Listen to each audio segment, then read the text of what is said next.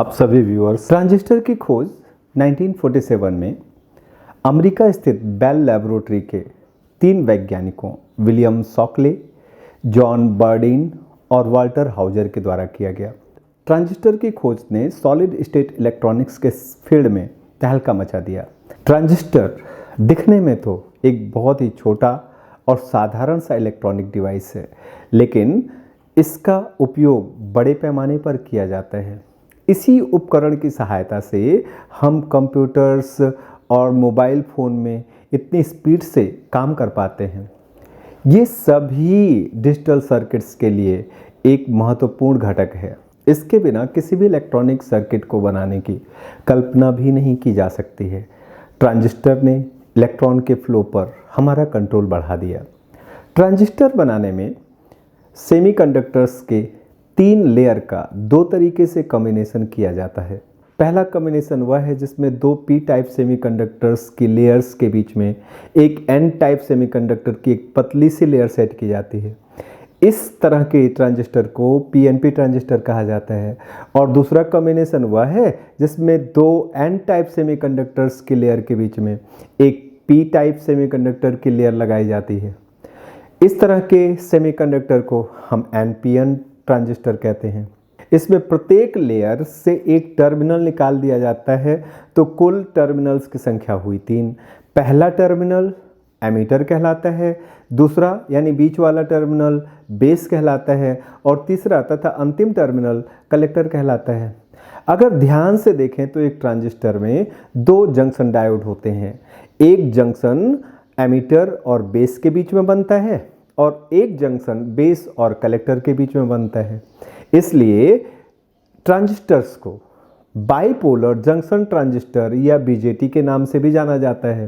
Base और ammeter के बीच बहने वाला एक बहुत छोटा सा, एक बहुत ही माइन्यूट सा करंट कलेक्टर और एमीटर टर्मिनल के बीच बहने वाले करंट के फ्लो को कई गुना बढ़ा देता है। यह बिल्कुल वैसे ही है जैसे आप पानी के नल से पानी निकालते हैं और ऊपर एक टैप लगा होता है। टैप के जरिए आप नल से निकलने वाले पानी को कंट्रोल कर सकते हैं। आपको ज़्यादा पानी चाहिए, ज़्यादा फ्लो के साथ पानी चाहिए तो आप ज़्यादा खोल देते हैं। आपको कम पानी चाहिए, आपको कम फ्लो के साथ पानी चाहिए तो आप उसे स्लो कर देते हैं। तो जिस तरह से ये टैप वाटर सप्लाई को कंट्रोल कर रहा है, उसी तरह से ट्रांजिस्टर में base emitter current collector emitter current को कंट्रोल या कलेक्टर एमीटर करंट के फ्लो को कंट्रोल करता है। अब प्रश्न उठता है कि ट्रांजिस्टर से क्या क्या किया जा सकता है। तो ट्रांजिस्टर का सबसे ज़्यादा यूज़ एम्प्लीफिकेशन में किया जाता है। अब मित्रों, एम्प्लीफिकेशन क्या है? तो किसी वीक सिग्नल को स्ट्रॉन्ग करना एम्प्लीफिकेशन कहलाता है। जब ट्रांजिस्टर एम्प्लीफिकेशन का काम करता है तो इसे एम्पलीफायर कहते हैं। जी हाँ, सही सुना आपने। एम्पलीफायर वही एम्पलीफायर जो आपके साउंड सिस्टम में लगा होता है, जिसकी सहायता से आप बोलते तो धीरे हैं लेकिन आपकी आवाज़ दूर बैठे श्रोताओं या ऑडियंस तक पहुंच जाती है। यानी एक वीक सिग्नल को स्ट्रॉन्ग सिग्नल में कन्वर्ट कर देना, जिसकी सहायता से आप किसी भी पार्टी में तेज आवाज़ में गाना बजा सकते हैं, ढिकचुक ढिकचुक ढिकचुक ढिकचुक। इसके अलावा इंफॉर्मेशन टेक्नोलॉजी में ट्रांजिस्टर्स का यूज़ इंटरनेट सिग्नल्स की स्पीड बढ़ाने के लिए किया जाता है। इंटरनेट में यह राउटर्स में लगा होता है। राउटर जो भी डेटा पैकेट्स आ रहे हैं उनकी स्पीड को बढ़ा करके और अगले राउटर के पास भेज देता है। यही सीक्वेंस चलता रहता है और डेटा हम तक पहुंच जाती है। ट्रांजिस्टर का यूज मॉड्यूलेशन और डीमॉड्यूलेशन में भी बड़े पैमाने पर किया जाता है। इंटरनेट की दुनिया में मॉड्यूलेशन किसी डिजिटल डेटा को इस प्रकार एनकोड करने की प्रक्रिया है जो ट्रांसमिशन के लिए उपयुक्त हो। यदि किसी संदेश को लंबी दूरी तक ट्रांसमिट करना हो तो 2 प्रॉब्लम्स आती हैं। पहली प्रॉब्लम तो यह है कि इंटरनेट के जरिए जिस सिग्नल को ट्रांसमिट करना है वो आपके सिस्टम या सर्वर में डिजिटल रूप में है, यानी 0 और 1 के फॉर्म में है। अब डिजिटल सिग्नल को तो किसी भी मीडियम से ट्रांसमिट किया नहीं जा सकता है। इसके लिए हमें डिजिटल सिग्नल का फॉर्मेट चेंज करना पड़ेगा। और कैसा फॉर्मेट चाहिएगा? जैसा हमारे ट्रांसमिशन मीडियम के लिए सुटेबल हो। फॉर एग्जाम्पल, अगर हमें अपने डेटा को वायर्स के थ्रू ट्रांसमिट करना है तो हमें डिजिटल सिग्नल्स को इलेक्ट्रिक सिग्नल में कन्वर्ट करना पड़ेगा। अगर हमें अपने डेटा को वायरलेस ट्रांसमिट करना है तो हमें अपने डिजिटल सिग्नल को रेडियो सिग्नल्स में कन्वर्ट करना पड़ेगा। अब अगर मान लीजिए कि हमें अपने डेटा को ऑप्टिकल फाइबर से ट्रांसमिट करना है तो ऑप्टिकल फाइबर से ट्रांसमिट करने के लिए हमें अपने डेटा को फोटोन सिग्नल्स में यानी फोटो सिग्नल्स में ऑप्टिकल सिग्नल्स में कन्वर्ट करना पड़ेगा।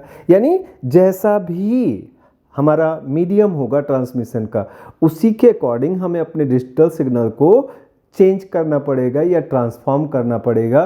तो डिजिटल सिग्नल को किसी भी दूसरे टाइप के, किसी भी दूसरे फॉर्मेट के सिग्नल में कन्वर्ट करना, ये मॉड्यूलेशन कहलाता है।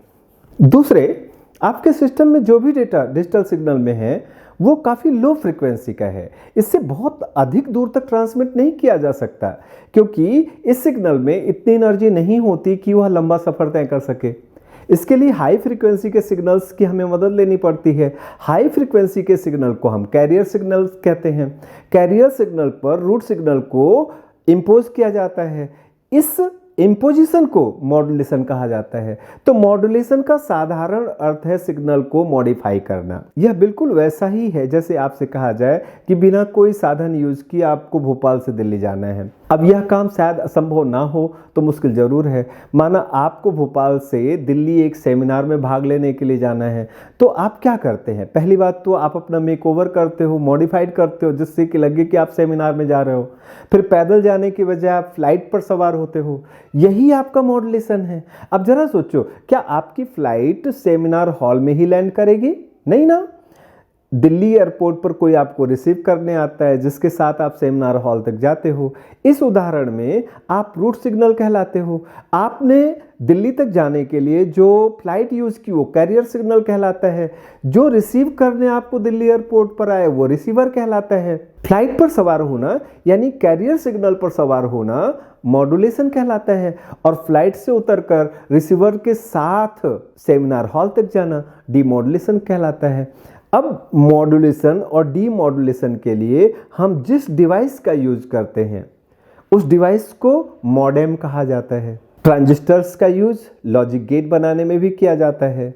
लॉजिक गेट एक ऐसा डिवाइस है यानी ट्रांजिस्टर्स का एक ऐसा कॉम्बिनेशन है जिसमें इनपुट कई होते हैं। कई तरीके से हम डेटा को इनपुट करते हैं लेकिन सारे डेटा मैथमेटिकल फॉर्मूलाज पर आपस में कंबाइन होकर एक आउटपुट देते हैं। तो इस तरह का जो लॉजिकल सीक्वेंस ऑफ ट्रांजिस्टर्स यानी ट्रांजिस्टर्स का जो लॉजिकल सीक्वेंस होता है उसको हम लॉजिक गेट कहते हैं। लॉजिक गेट जो होता है वो बूलियन अलजेब्रा के प्रिंसिपल पर काम करता है। लॉजिक गेट के ही जरिए सीपीयू बनाना पॉसिबल हो पाता है। तो मित्रों, सबसे अंत में अब ट्रांजिस्टर्स के एक एडवांस वर्जन की बात कर लेते हैं। 1950 में बीजेटी ट्रांजिस्टर की जगह मॉसफेट यानी metal oxide semiconductor field effect transistor ने ले ली। इसकी खोज 1950 में बेल लैब्स के डॉन काहंग, ये कोरियन थे, और मार्टिन मोहम्मद अटाला ने की।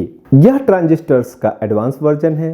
ट्रांजिस्टर की तरह इसमें भी 3 टर्मिनल्स होते हैं लेकिन उन टर्मिनल्स को एमिटर बेस कलेक्टर कहने के बजाय सोर्स, ड्रेन और गेट कहा जाता है। बीजेटी ट्रांजिस्टर और मॉसफेट ट्रांजिस्टर में जो सबसे बड़ा बेसिक डिफरेंस है कि BJT transistor current operated device है, करंट कंट्रोल डिवाइस है, जबकि मॉसफेट ट्रांजिस्टर एक वोल्टेज कंट्रोल डिवाइस है। तो मित्रों, उम्मीद करता हूँ कि ये वीडियो आपको अच्छा लगा होगा, काफ़ी इंटरेस्टिंग भी लगा होगा। आई होप कि मेरा ये प्रयास आपको बहुत अच्छा लग रहा होगा। तो अगर ऐसा है तो हमारे वीडियोस को ज़्यादा से ज़्यादा लाइक, ज़्यादा से ज़्यादा सब्सक्राइब कर हमारा मनोबल बढ़ाएं, जिससे मैं और उत्साह और मेहनत के साथ आपके लिए बेहतरीन, खूबसूरत और बहुत सारे इंफॉर्मेटिव वीडियोज़ बना सकूं, जो आपके कैरियर में, आपकी पढ़ाई में एक पॉजिटिव चेंज लाए, एक क्वालिटेटिव चेंज लाए। हमसे जुड़े रहने के लिए धन्यवाद। आपका दिन शुभ हो। जय हिंद, जय भारत।